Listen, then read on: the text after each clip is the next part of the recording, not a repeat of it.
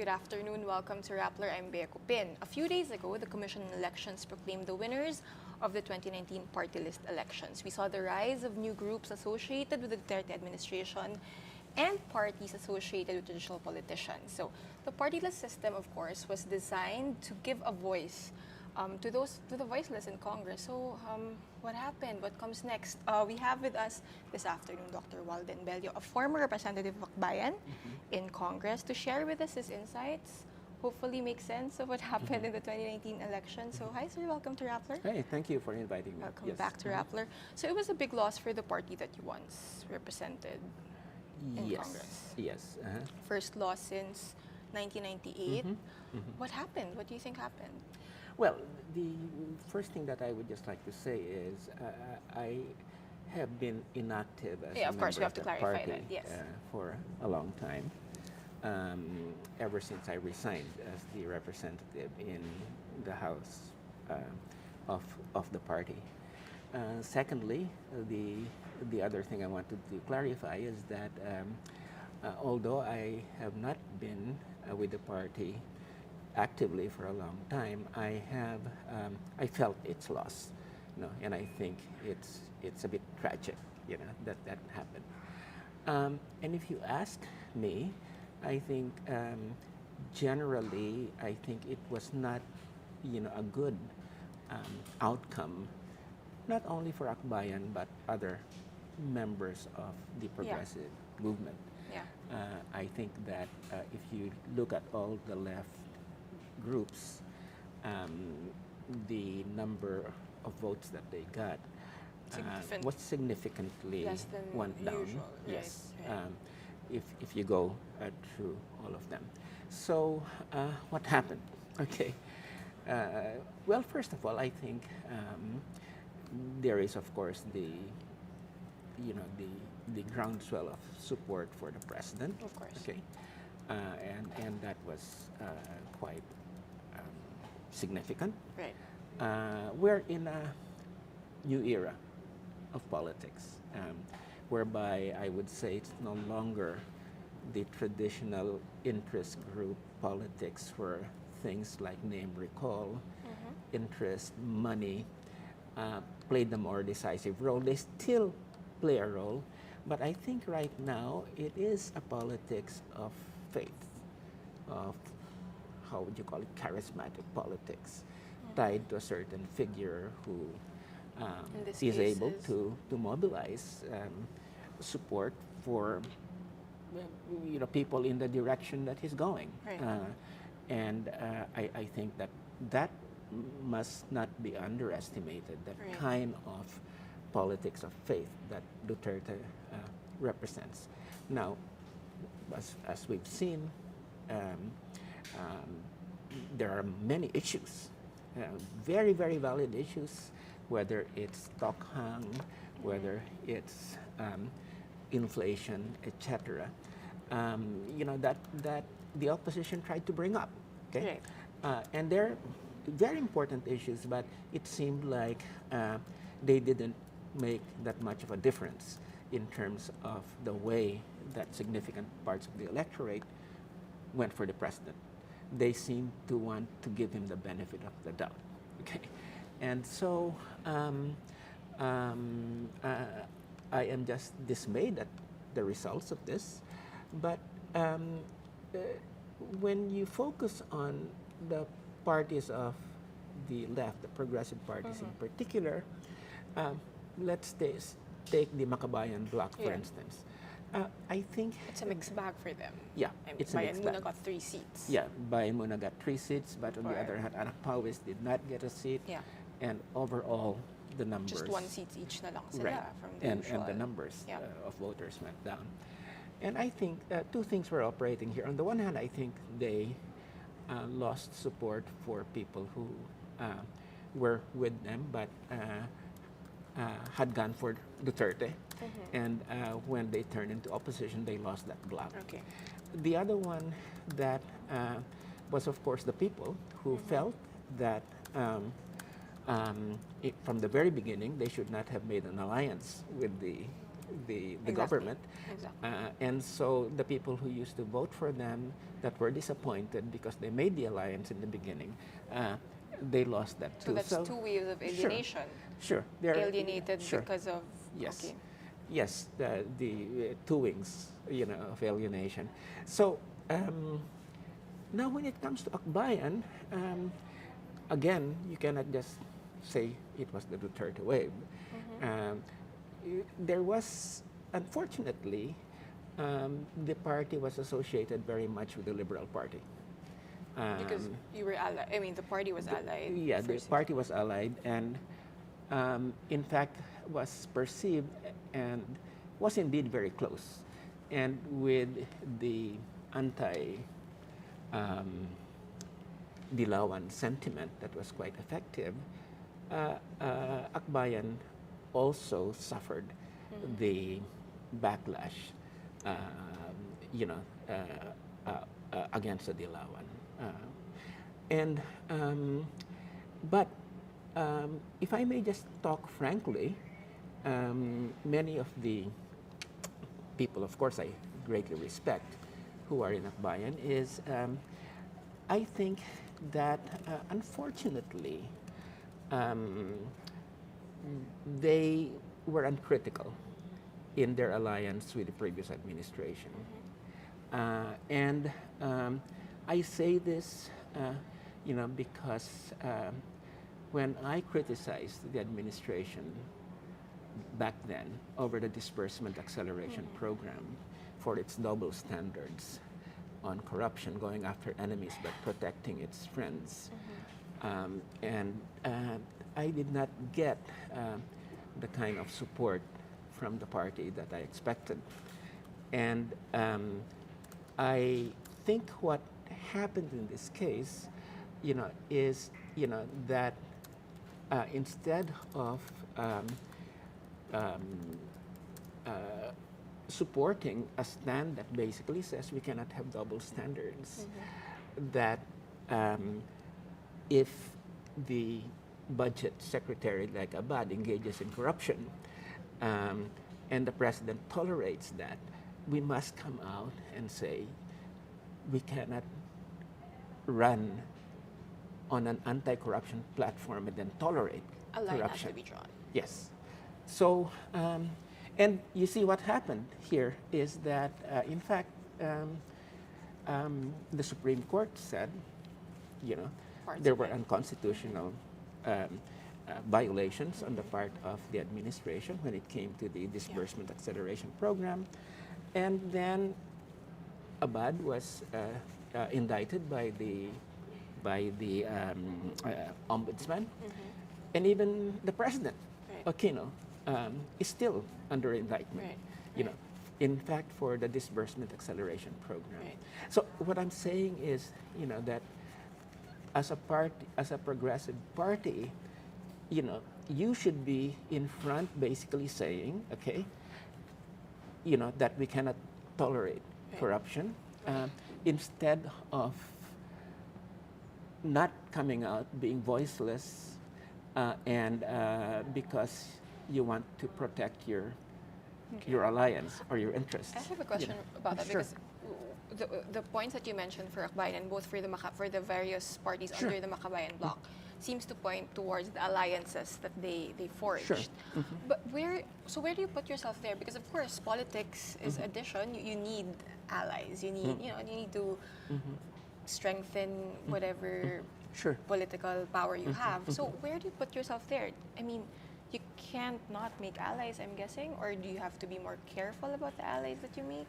Well, I think the important thing is values, of Okay. course, and at the same time, parties have interests, as you say. And so long as you have principled alliances that do not violate your values, I think that you can engage in those alliances. But the problem is when the alliance or a partner in the alliance begins to violate the values, in this that case, you shared, or sure, you once shared. right. Like Aquino, for instance, ran on kung walang corrupt, walang mahirap, and then began to tolerate corruption on the part of his close colleagues. then it's time to call him on it, to call your partner on it. No? And in the short term, you may suffer, okay? But in the long term, people do care about character. People do care about taking a stand on corruption.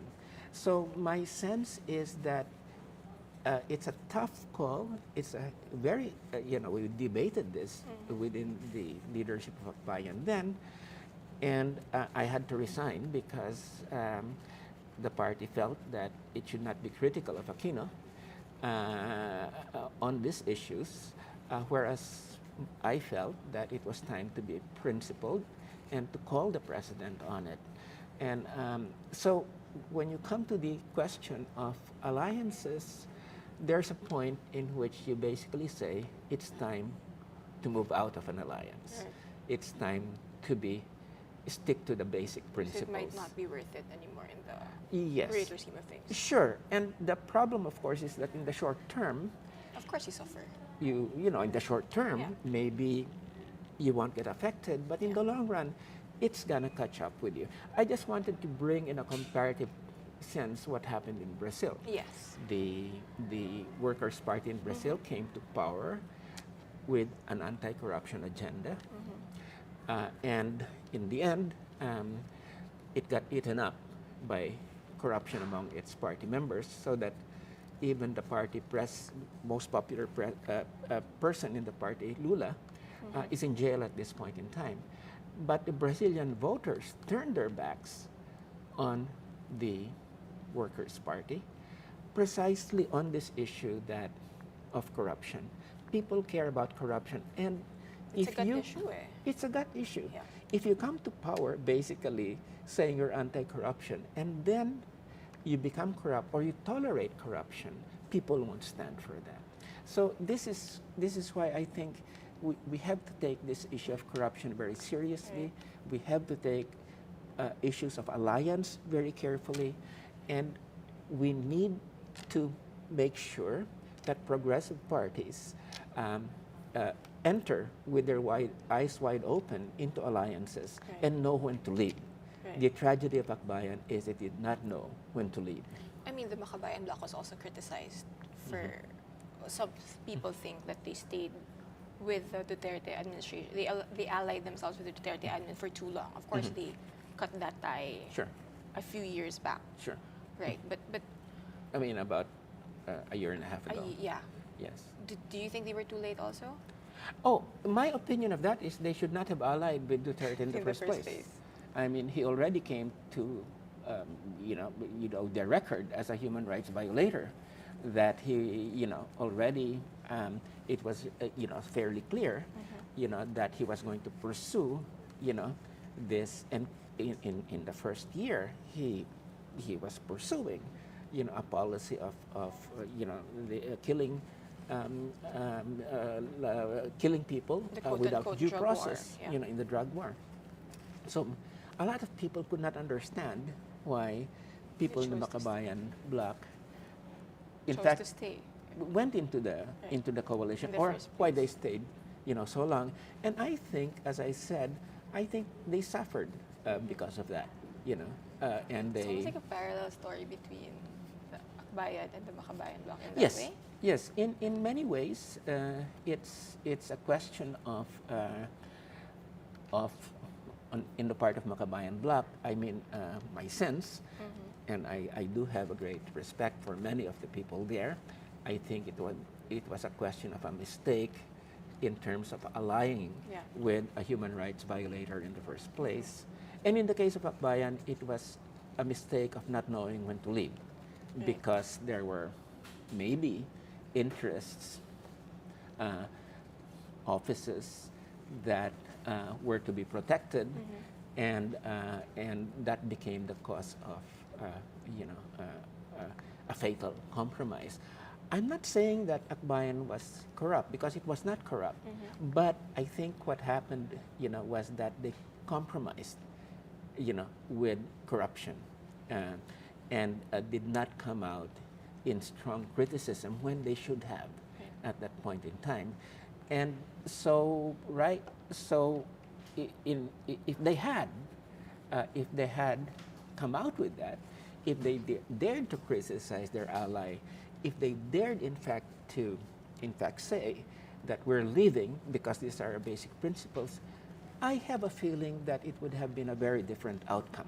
Right. I don't think they would have suffered this way. Yeah, because you mentioned earlier more or less the erosion of your base, at least for Makabayans, from the Makabayan perspective, erosion because of their decision to ally with Sure. Duterte in the first place, and Sure. then later on, when they broke that alliance, another wave of people perhaps who were alienated by their decision. Sure.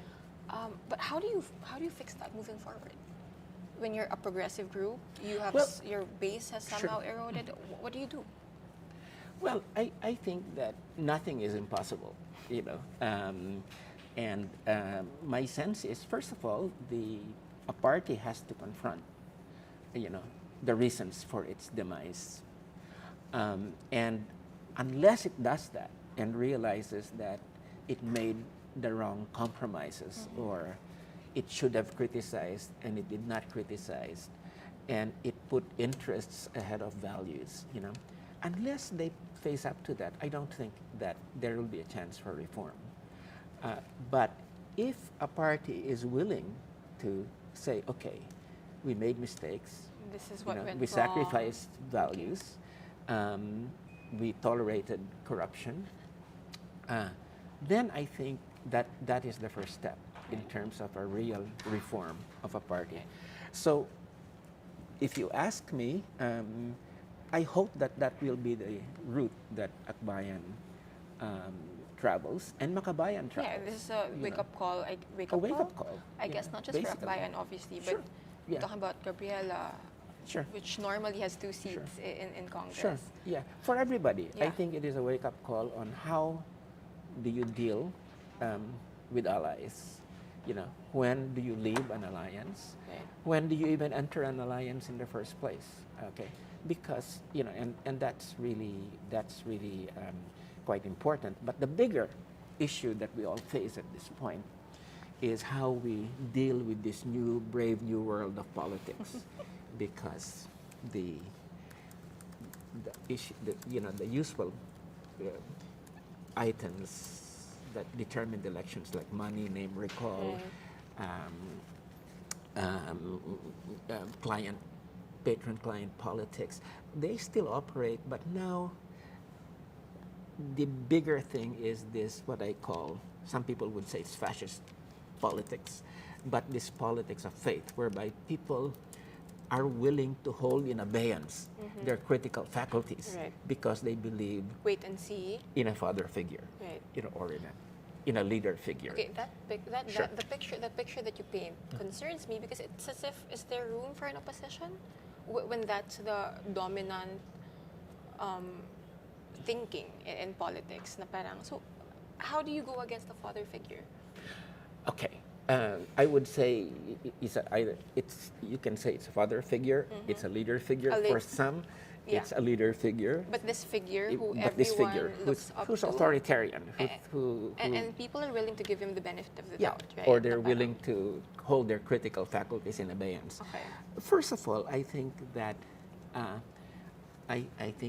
those who believe in democratic values should continue to strongly push their values and to criticize. I don't think this is a time of saying, let's hide our values. No, I think that the problem with the Ocho Derecho was that in many ways they were not willing to be aggressively in support of the values that they should have been Kulang pa. standing for.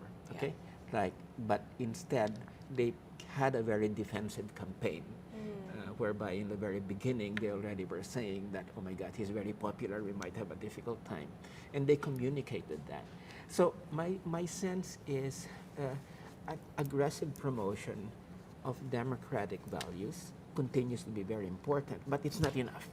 Okay, it's not enough because my sense is that a large sector of Filipino mass citizens at this point,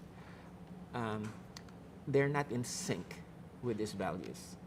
I think that to a great extent, Um, it is a set of values associated with personal security, um, and order, in which basically nangingibabaw mga itong yan. That Duterte has been able to appeal to this other set of values. Not that people have given up on due process, it's just that they think this For values, now, this happens to be more important. these are more important. And I think he's been able to appeal to that. Obviously, And given his popularity. I mean, given his popularities. But my sense is that eventually people will come back to an appreciation of the values of due process, the values of democracy, Right. the values of free debate and a free press.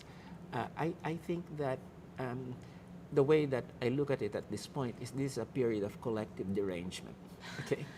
And unfortunately, politics go through that. Political societies go through that.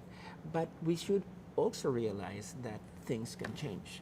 And the important thing is that we fight for those values and not allow them, to be swept aside by this so-called tsunami at this point in time. I wonder though, like, so you're talking about this, there's this figurehead, father figure, leader figure, whatever. Do you need another figure to counter that? I mean, does that make sense? Or? Maybe. All I'm trying to say is that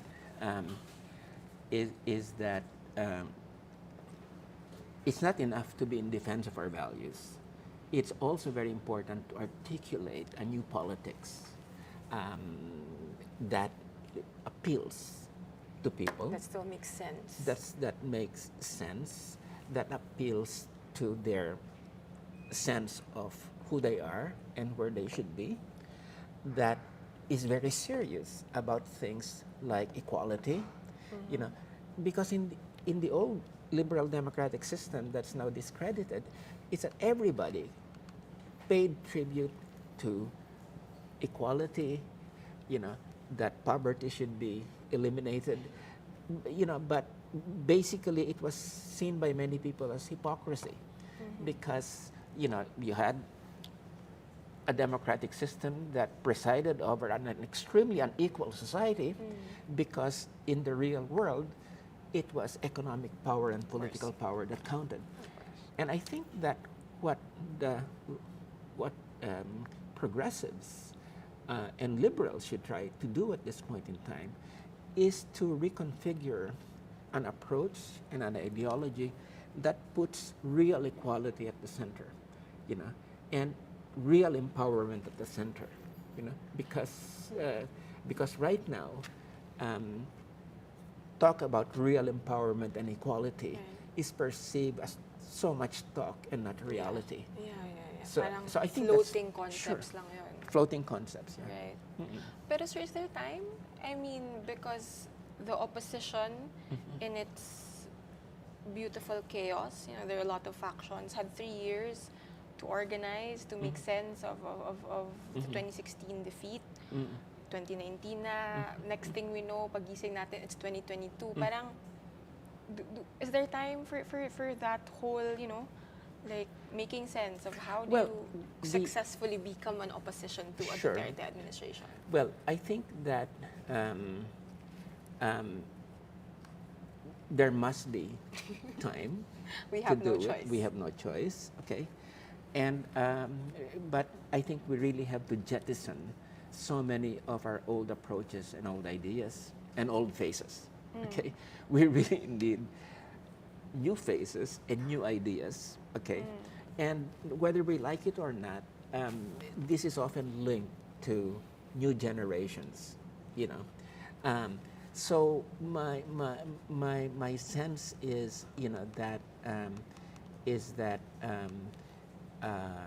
it's got to be done. I don't know how it is at this point, but nobody knows basically how at this point, nobody yeah. knows Everyone's how. trying to figure it Sure, out, yeah. but I think the first thing that people should do is be very open about the mistakes they've made.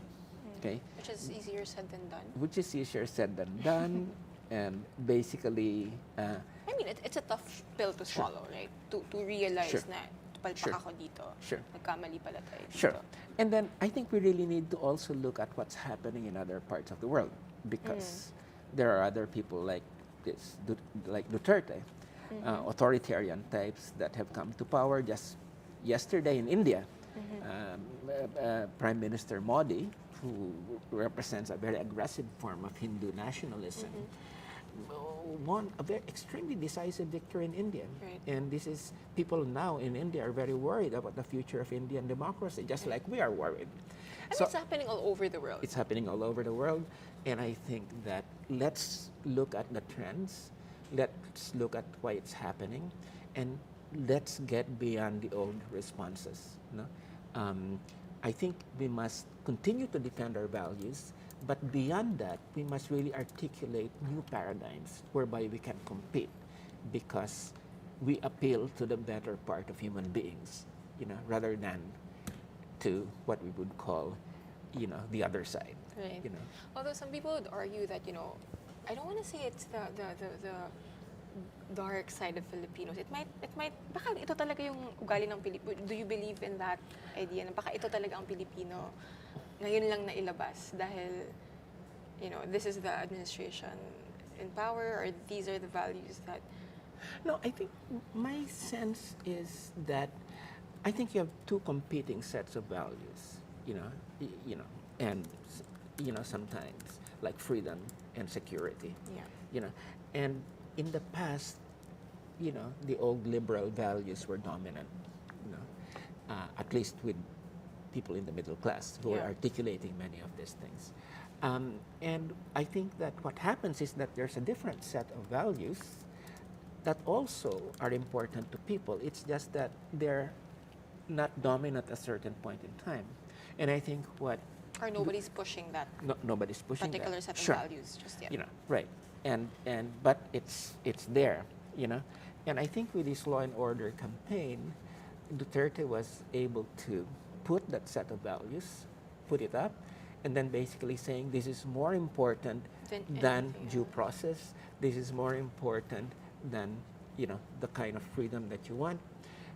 And, that, what government is all about is providing for the security of its citizens. And he was able to use, this is an old tradition of politics that basically says what the state is all about is to protect the people from keeping you safe. Eliminating the bad guys. Whoever the bad guys are. Sure. So basically, I think I would not say that this is really the Filipino. It's more that at a certain point in time, because of crisis and because of a personality and because of political skill, a set of values was drawn up that began to dominate the values that we've been so used to, And so I would say that, and we have to understand also why at certain points in time, these values arise. And it's not just because of the crime.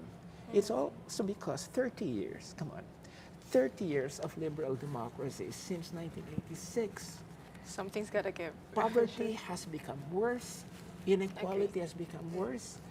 And it's a frustration. It's also an expression of frustration towards the system that's in place. Yeah. So it was, the middle class was, was very disappointed.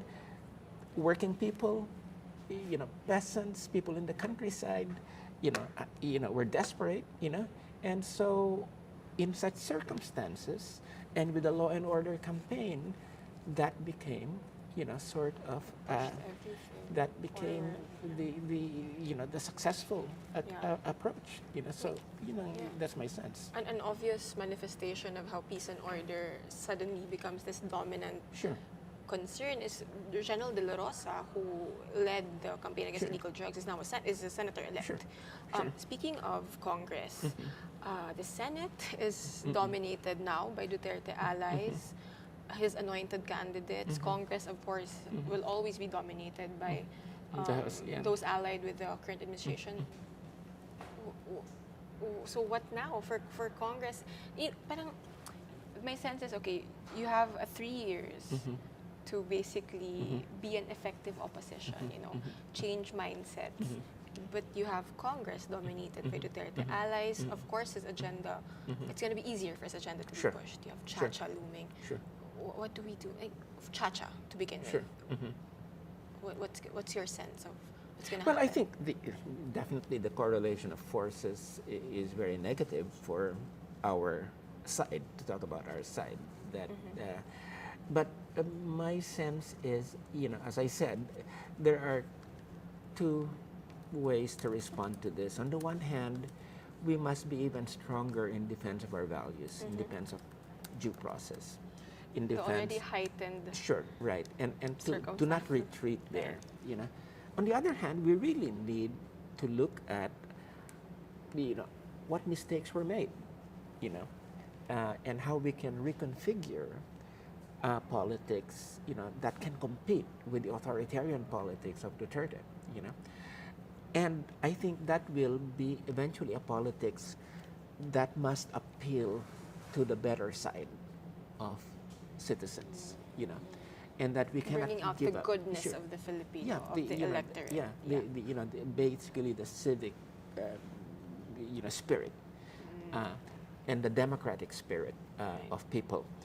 So I think that that's where we need to also focus on at this point.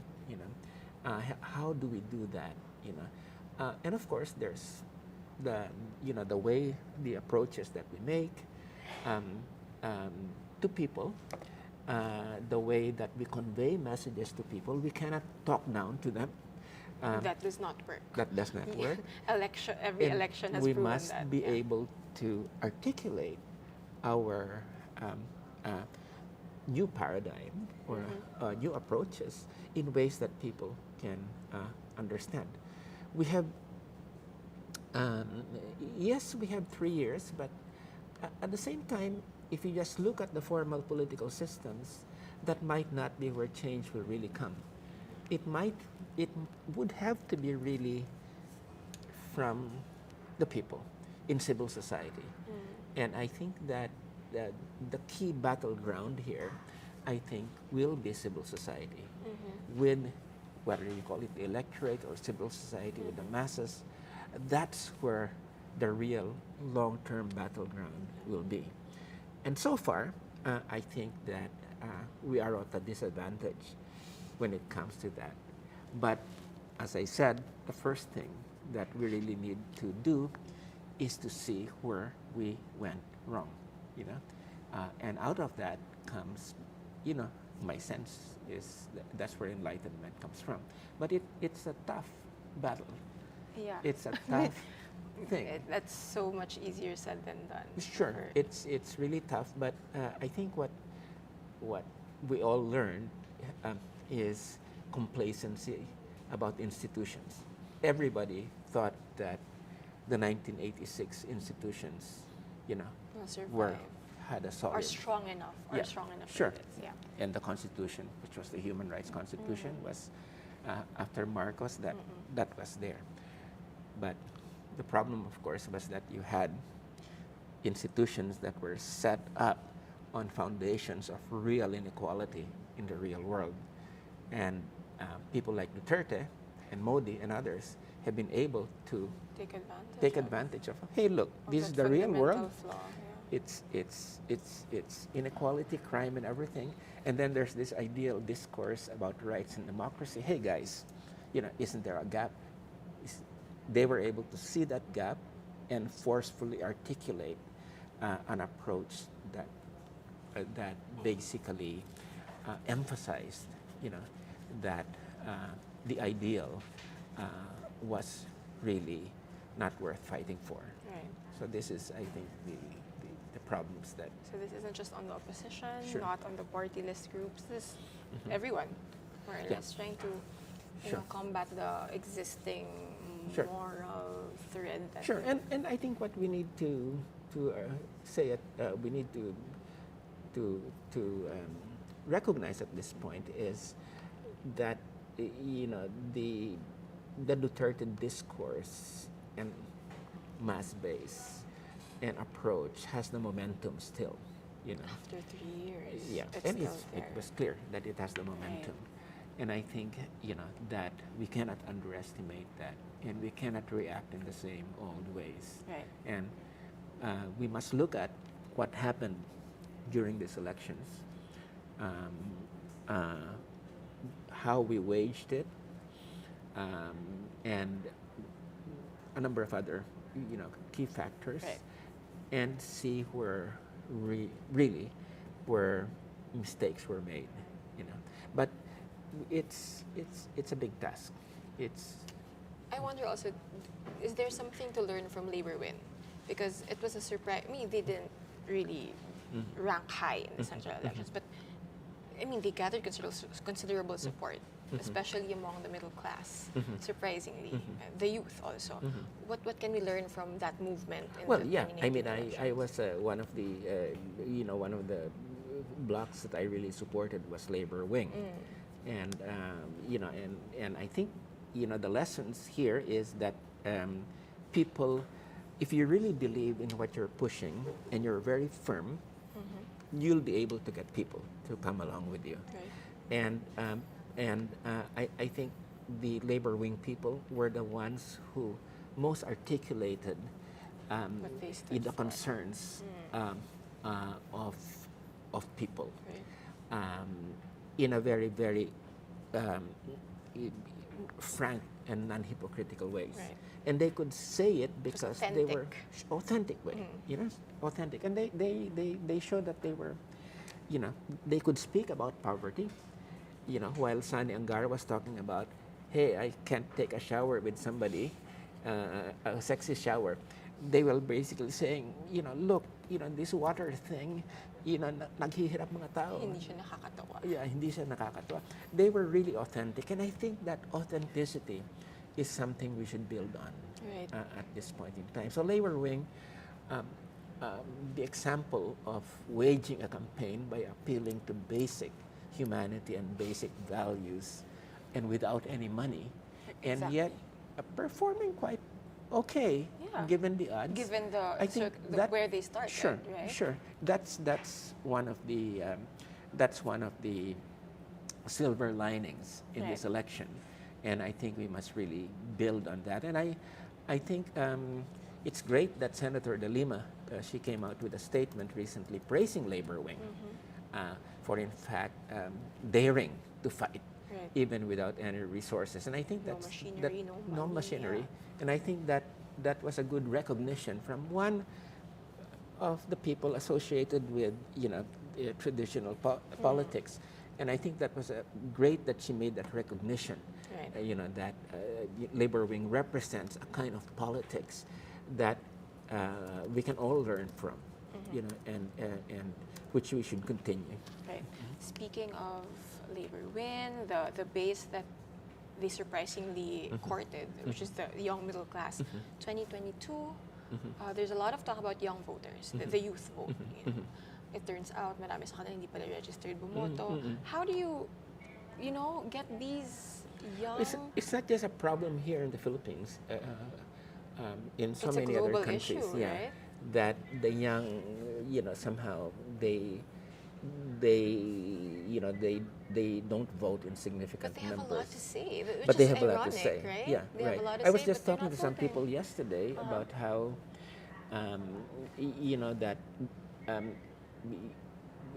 Comelec went into an exclusive university, for instance, and there was an expectation that people would vote, would register.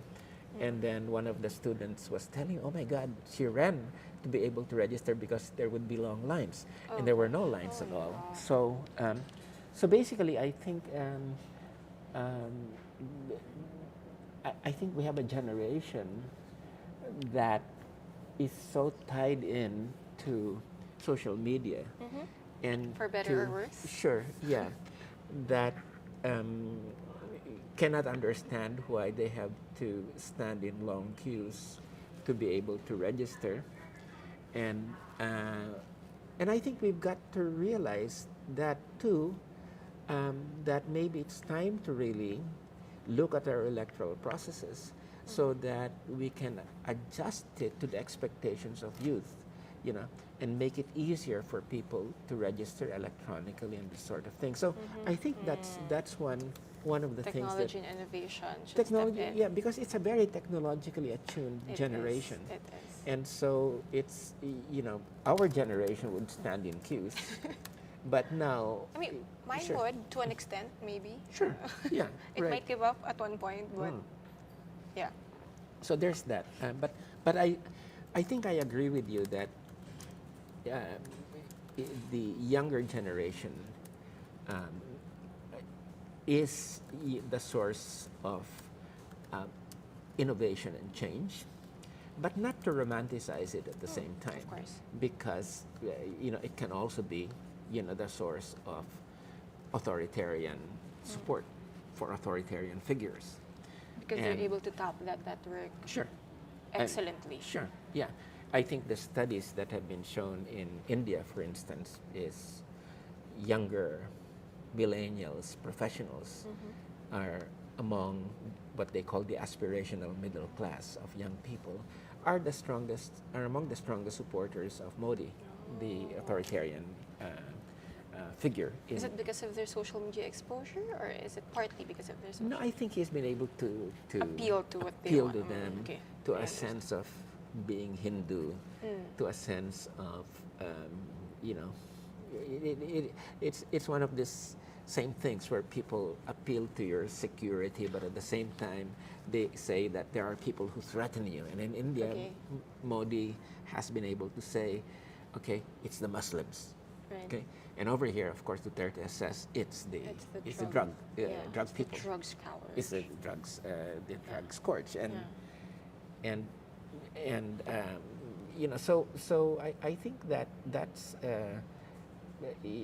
coming back to the original question. We really, it's a battle for the youth. It I mean, should be.